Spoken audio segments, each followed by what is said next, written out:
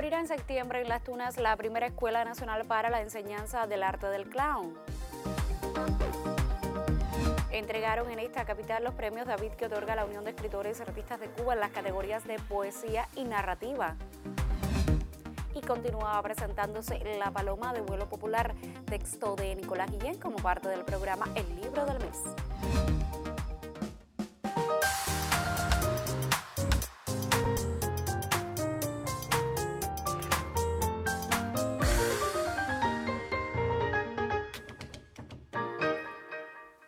Saludos desde La Habana, es miércoles 31 de julio de 2019 y abrimos la emisión centro del noticiero cultural de la televisión cubana.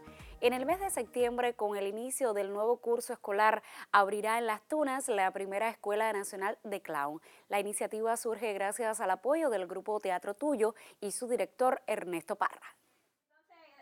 Las interioridades del mundo del payaso se develarán en breve para los estudiantes de esta especialidad que conformarán la primera matrícula de la Escuela Nacional del Clown.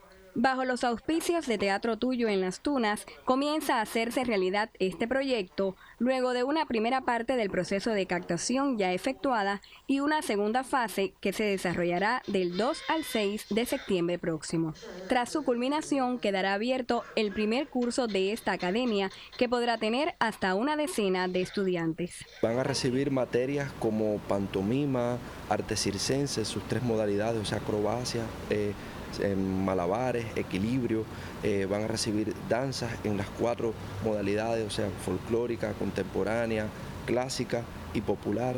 Van a estar recibiendo voz y dicción, actuación, elementos de dramaturgia, dirección artística, diseño y construcción de escenografía, maquillaje, temas como historia del clown, tanto universal como cubano, historia del arte. El periodo lectivo de 2 años y medio abrirá con estudiantes tuneros exclusivamente y más adelante incluirá a educandos de otras provincias. Luego de esta primera graduación ya sí comienza a abrirse el espectro a todo el país, donde la idea es que devolvamos a cada provincia esos estudiantes que, digamos, de Holguín se formaron aquí, pero luego tú los devuelves 2 años y medio a Holguín como una unidad artística constituida.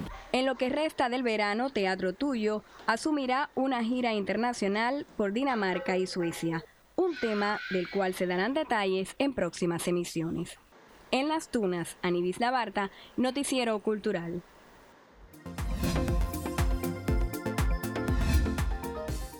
Iniciamos nuestro recorrido por lo que publican las páginas culturales de otros medios de prensa y lo hacemos por el portal de Radio Habana Cuba, que informa que la segunda jornada Habana Titiritera, figuras entre adoquines, se celebrará del 5 al 11 de agosto en la capital cubana con la participación de grupos de Argentina, Colombia, México, República Dominicana y Cuba.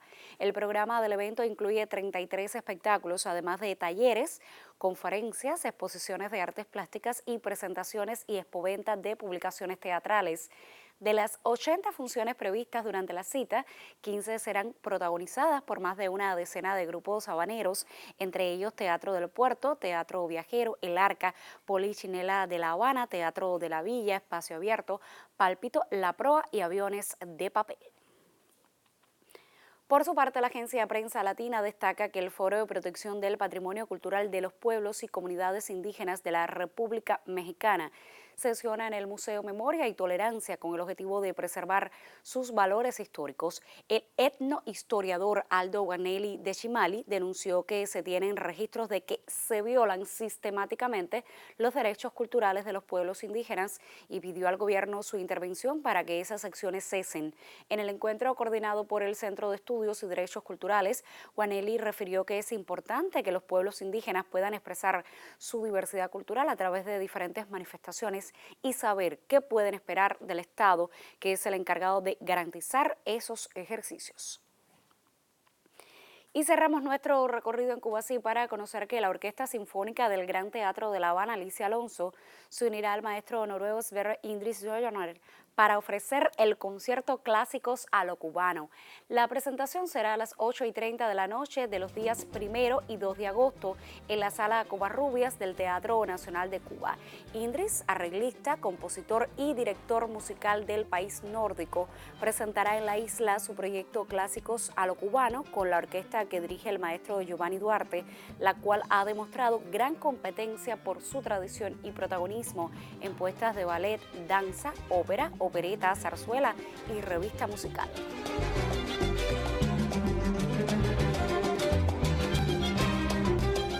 Y precisamente con un fragmento de las ejecuciones del director de orquesta noruego Sverre Indris cerramos nuestra revista de prensa solo por hoy. Vamos entonces a hacer una pausa en nuestro recorrido informativo y al regreso abrimos nuestra sección Contrapunteo para dar continuidad al debate que sostenemos esta semana en torno a la poesía contemporánea en Cuba. Esto será en breve.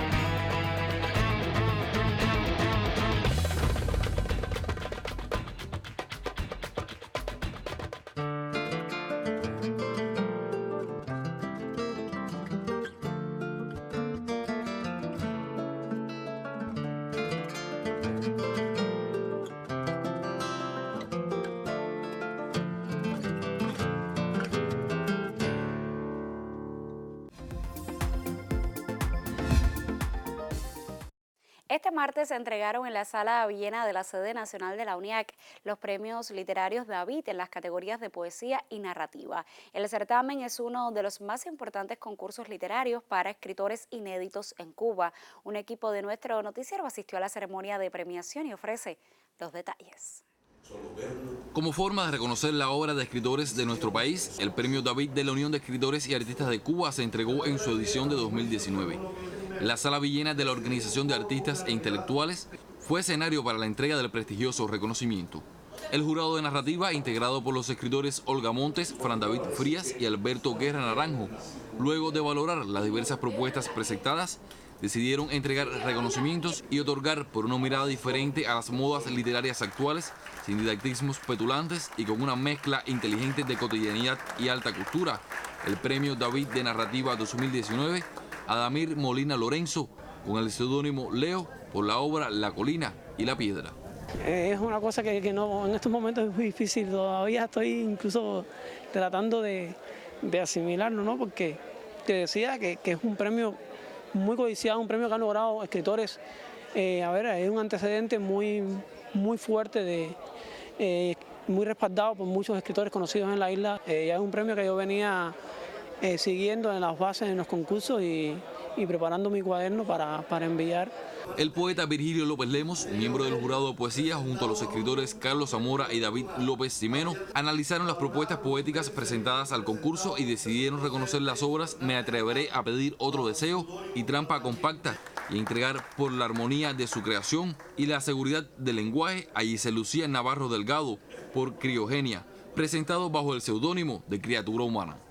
Estoy sumamente feliz porque, como decías, el premio David es un premio importante y tiene una larga historia y de algún modo una energía especial alrededor de él. Y además la satisfacción doble por el jurado que formó parte de la premiación del libro, un jurado que admiro y como escritor y como persona. Y además este libro es uno de los libros más queridos de aquellos que he escrito. Sería el primer libro de literatura, poesía para adultos que saldría. Y además de todo tiene el sentimiento especial de que cuenta de algún modo la historia de mi vida en 3 partes. Entregados en la capital los premios David de la UNIAC en 2019 a jóvenes artistas por la calidad de sus propuestas literarias. Daniel González Cabello, Noticiero Cultural. Y precisamente con un destacado escritor y promotor cultural conversa hoy la periodista Magda Rezic en su segmento de entrevistas en primera persona.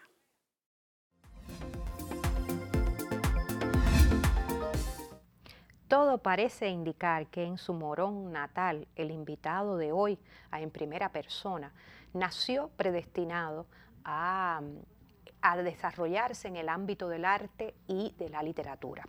Él entendió desde muy temprana edad que ese era su mundo y de tal suerte ha sido poeta, narrador, ensayista, investigador de temas históricos y también trovador.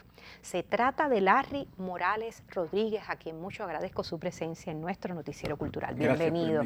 Y realmente siempre resulta muy atractivo que en un ser humano se den cita todas las artes. En el caso suyo, ¿cómo se realizó ese proceso? Es que nací un poco en un seno cultural. Mi padre era locutor de radio, fundador de Radio Morón. Y luego, bueno, mis inicios fueron en la música. Me inserté, tuve la suerte de insertarme en ese movimiento, en ese nacimiento del movimiento de la nueva trova cubana, que para mí fue la cronista, una de las cronistas de nuestra revolución. Y bueno, pero llegó el momento en que a veces quería decir cosas que la música no me permitía, no me alcanzaba como el tiempo, algo, y comencé a hacer libros de 200, 100 y tantas cuartillas, comencé a hacer libros grandes, a hacer investigaciones, comencé a escribir y decidí un día, como el que deja una novia, dejar la música y dedicarme a la literatura, íntegramente. Y dentro de la literatura, la historia parece ser un tema que lo apasiona, esa investigación histórica.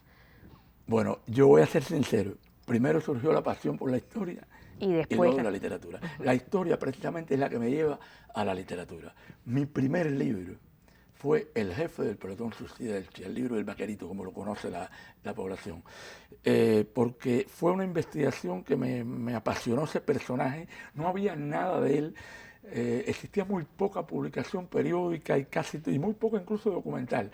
Y comencé a hacer una larga, a seguir sus huellas, ir a todos los lugares, entrevistar a todos los que estuvieron con él. Así conocí a Celia Sánchez, que me dio los testimonios más lindos sobre el vaquerito y además después me ayudó a que el libro se hiciera realidad. Y bueno, ese mismo libro fue haciéndome convencer de que la literatura y la historia iban a ser mi derrotero. Luego el vaquerito, cuando se publica, realmente tuvo, más que el éxito, tuvo aquello de llegar a las grandes masas, de ser un libro acogido por el pueblo, y eso, bueno, pues me llevó a continuar en ese sendero, y después aparecieron muchos libros. Y ahora el vaquerito vuelve a estar como que en la escena. El vaquerito no ha muerto, el vaquerito se le han hecho varias ediciones en Cuba y en el extranjero. Ahora recientemente regresé de Argentina, donde el vaquerito se presentó en más de 15 ciudades importantes, entre ellas Buenos Aires, en la feria. Y de verdad me pareció que estaba en Cuba en aquellos primeros momentos cuando salió por Editorial Unión.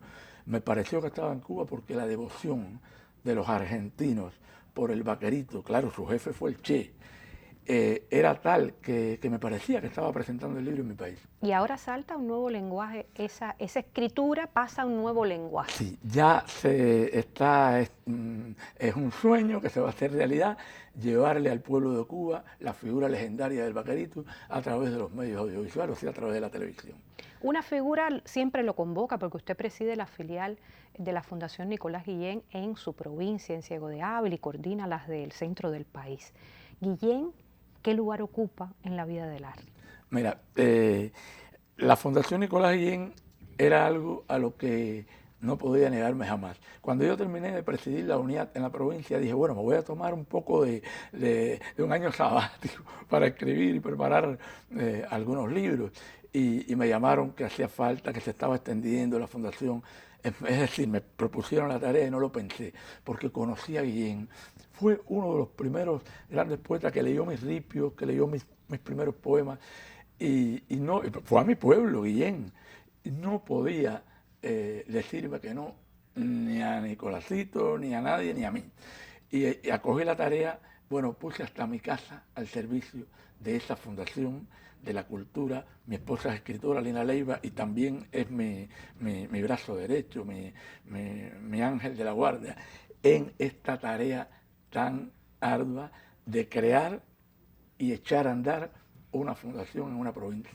Bueno, pues estas son las novedades, lo más reciente de la producción artística de nuestro invitado de hoy, de Larry Morales Rodríguez, quien desde Ciego de Ávila ha salido a conquistar el mundo con su regusto por el arte, por la poesía, por la narrativa, por la investigación histórica y ahora, ¿por qué no?, trazará un camino en el lenguaje audiovisual. A ustedes les recomiendo que se mantengan con nuestro noticiero cultural.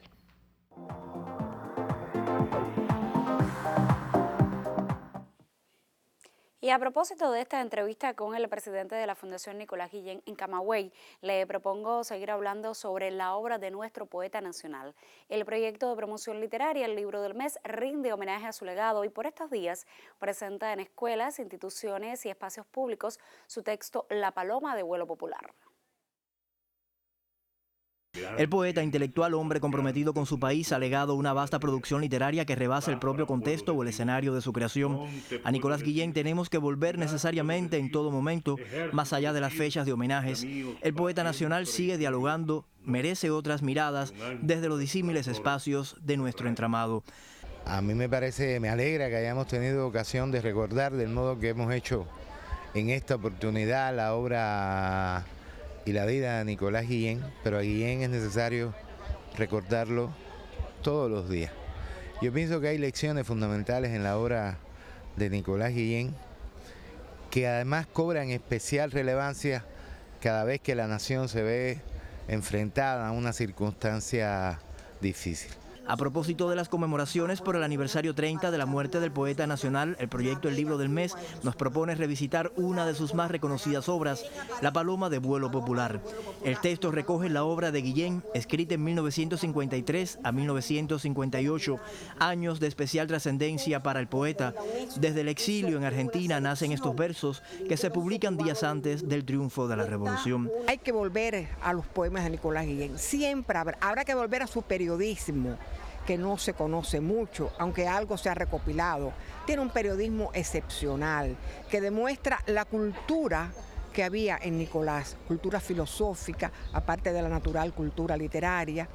O sea que es un hombre universal realmente. De qué callada manera se me adentra usted sonriendo. No caben dudas del valor universal de la obra de Nicolás Guillén. Su vida y legado han inspirado a muchos más allá de la literatura, las artes plásticas, la música, la cultura toda. Guillén sigue dialogando desde la contemporaneidad. El alcance de su creación rebasa su propio tiempo, sus fronteras territoriales. Roilán Pardo Cabrera, Noticiero Cultural.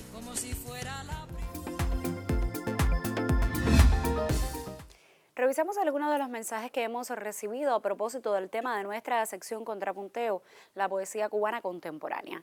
Michael Camejo Hidalgo cree que si bien nuestra poesía cubana ha tenido grandes exponentes, los espacios para disfrutarla han desaparecido poco a poco. Les leo un fragmento de lo que él nos escribió. Hablamos de pseudocultura y patrones ajenos a nuestra cultura que laceran el comportamiento de esta generación digital, pero nosotros, los menos jóvenes y algunas instituciones culturales o no, hemos sido cómplices pasivos de este fenómeno social y se la estamos poniendo fácil a los más jóvenes que no pierden tiempo en leer un libro y menos de poesía. Para leer a Carilda o a Retamar necesariamente hay que visitar la cabaña en plena feria del libro. Todos los eventos culturales necesitan del apoyo no solo de la Dirección de Cultura, sino también del gobierno y de las organizaciones de masas. Debemos invertir más en la cultura para que no sea utopía ver a un joven rebelde, como lo fui yo un día, dice él, enamorar con el poema 20 de Neruda. Un televidente habitual, Gonzalo Rubio, nos envía un largo mensaje. Voy a compartirles un fragmento. Dice él: las cuotas de carencias de cultura y sensibilidad de la belleza poética en el imaginario y la civilidad en nuestra población se pone de relieve cuando escuchamos a la dirección central del gobierno y a nuestros intelectuales en congresos condenando la proliferación de la chapucería social, de la banalidad, de los actos de indecencia pública y no precisamente por falta de poetas y poesías de altísimo calibre. No basta con la producción y venta de libros de poesía, es decir, su mercado. Es necesario promover por todos los medios comunicacionales, en todos los ámbitos poblacionales y en todos los sistemas de enseñanzas, el entendimiento y la admiración por la poesía. El poeta Gustavo Ramos nos escribe desde Santi Espíritus y dice él: creo que cada día los lectores de poesía son menos. Bueno, ojalá fuera de poesía nada más, pero aún estoy a favor de que si se sostiene una estructura promocional en todas las instancias, se logra una atmósfera que no dejará que se pierda el encanto del poema. Puede que no haya lectores para un libro completo, pero al menos se puede aspirar a que las personas necesiten de un poema según las circunstancias y que vean en él un alivio. Yo como poeta escribo para aliviarme y tú como lector lo leerás con el mismo fin. Ana Esther dice que escuchó con mucha atención las opiniones de los poetas que participaron en el reportaje y que agradece el debate que allí mismo se generó. Se muestra muy de acuerdo con lo que planteó Elaine Vilar. Les comparto lo que ella nos escribe. Yo como Elaine quisiera que este fuera un país de lectores de poesía. Cuando yo era niña, cualquiera, joven o anciano, te recitaba de memoria varios poemas. Inténtelo con cualquier adolescente de hoy. Se sigue escribiendo poesía en Cuba, pero no estoy muy segura de que la disfruten todos los que pudieran. Hay quien no sabe ni siquiera lo que se pierde. Como siempre, hay más opiniones, pero falta tiempo. Mañana acudirá a este estudio Rogelio Riverón, director de la editorial Letras Cubanas y miembro de la directiva del Instituto Cubano del Libro, para sumarse al debate que sostenemos esta semana sobre los desafíos de la poesía cubana contemporánea. Usted, como siempre, todavía tiene tiempo para escribirnos a nuestro correo electrónico contrapunteonc@cuarte.cul.cu o a nuestra página en Facebook www.facebook.com/noticierocultural.Cuba. Vamos entonces a hacer otra pausa en nuestro recorrido informativo y al regreso publicamos la segunda parte de un reportaje que desde Cienfuegos nos acerca al estado constructivo del emblemático Teatro Terry. Esto será en breve.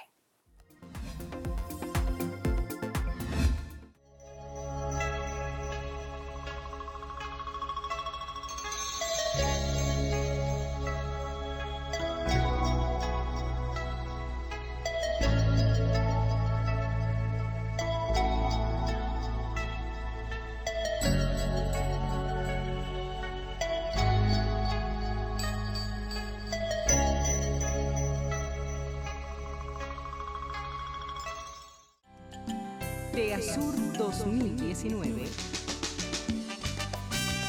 TEASUR 2019. En Isla de la Juventud. Del 1 al 9 de agosto. 17ª edición. TEASUR 2019. Cofradía y persistencia.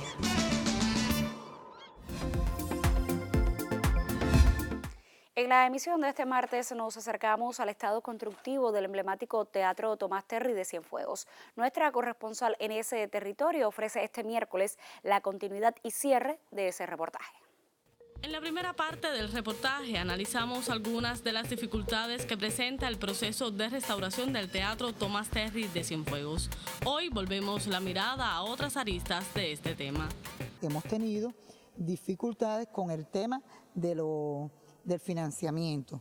Esto es una obra que se está realizando por la contribución territorial del territorio del municipio de Cienfuegos y estamos esperando, porque fue un compromiso de la dirección de la asamblea del municipio, de colaborar con ese financiamiento. Se realizó un proyecto de conjunto con los compañeros de la oficina del conservador de la ciudad y se aprobó el proyecto de climatizar el teatro.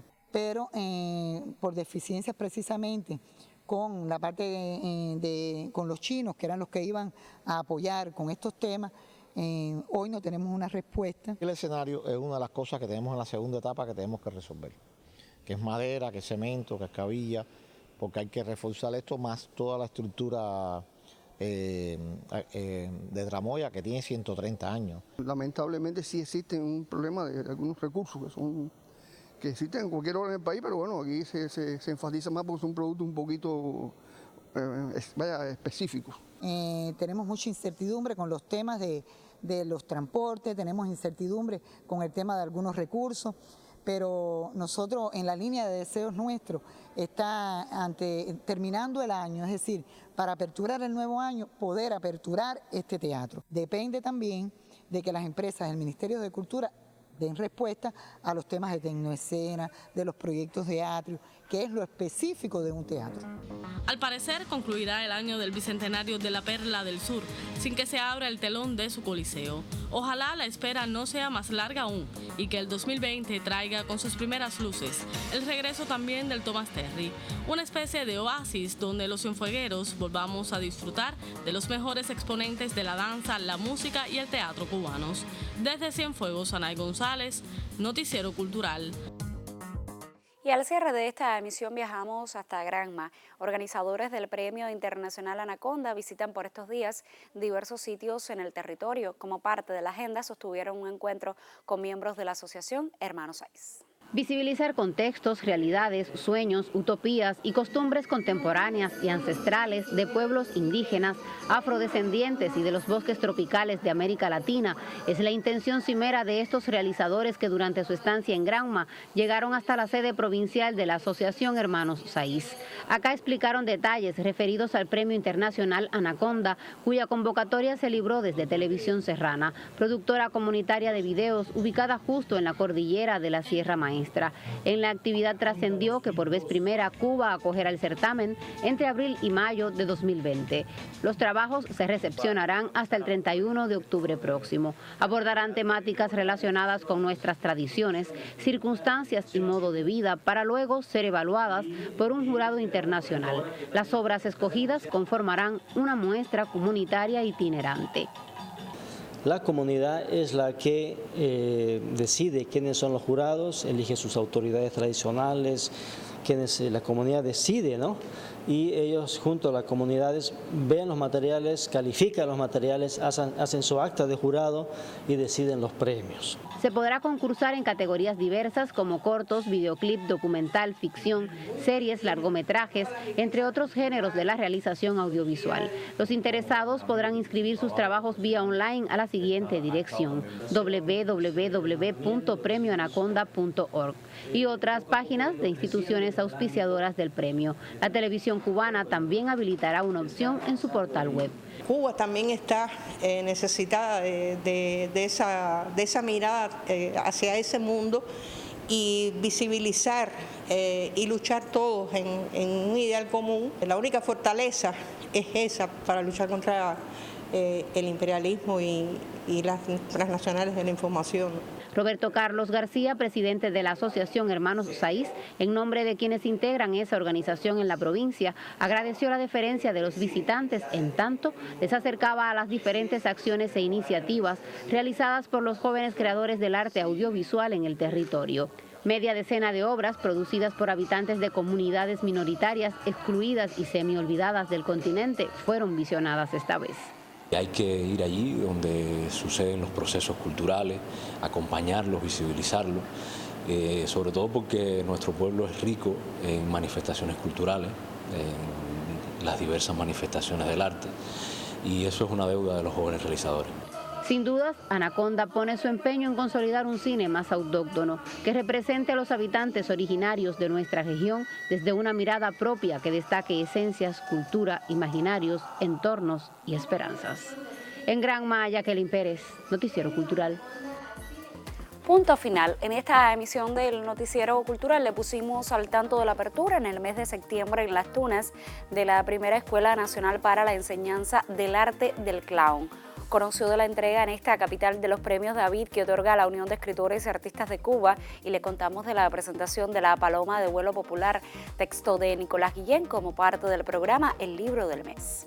Gracias por acompañarnos en esta entrega informativa. Nosotros regresaremos mañana con otras miradas al panorama artístico y literario en Cuba y otras naciones. Hasta entonces me despido como siempre con un saludo desde La Habana.